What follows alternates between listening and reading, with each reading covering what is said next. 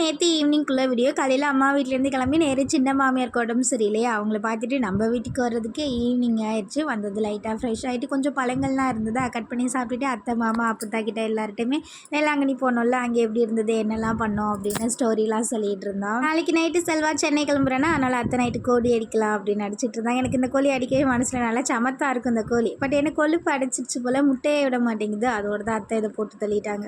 என் பெரிய மகளுக்கு பர்த்டே. போன வாரம் சண்டே சொல்லியிருந்தேன். நான் தான் சுத்தமாக அங்கே இங்கேயும் சுற்றிட்டே திரியிறனால மறந்துட்டேன். கேக் எல்லாமே வாங்கிட்டு அக்கா மச்சான் கூப்பிட்டுருந்தாங்களா செலிப்ரேஷன் பண்ணுறதுக்கு. அதோட நானும் செல்வாவும் தான் நைட்டு போயிருந்தோம். என் அழகு மகளுக்கு இனிய பிறந்தநாள் நல்வாழ்த்துக்கள். பாசக்காரி அம்மா அம்மான்னு பாசமாக பேசுவாள், எனக்கு ரொம்ப பிடிக்கும்.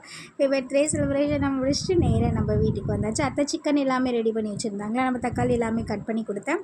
செல்வாவே சமைக்க ஸ்டார்ட் பண்ணிட்டான். நம்ம எல்லாருக்கும் சுட சுட தோசை மட்டும் ஊற்றிட்டு நைட்டு நல்லா மீன் பொரியல் சிக்கன், அப்புறம் அத்தை முட்டை குழம்பு வச்சுருந்தாங்களா, அதை வச்சு செம்மையாக சாப்பிட்டாச்சு. எல்லாருமே டேஸ்ட்டாக இருந்தது. பட் ரொம்ப டைம் ஆனதுனால கொஞ்சம் சாப்பிட கஷ்டமாக இருந்தது. அப்படியே சாப்பிட்டுட்டு நல்லா தூங்கலாமா.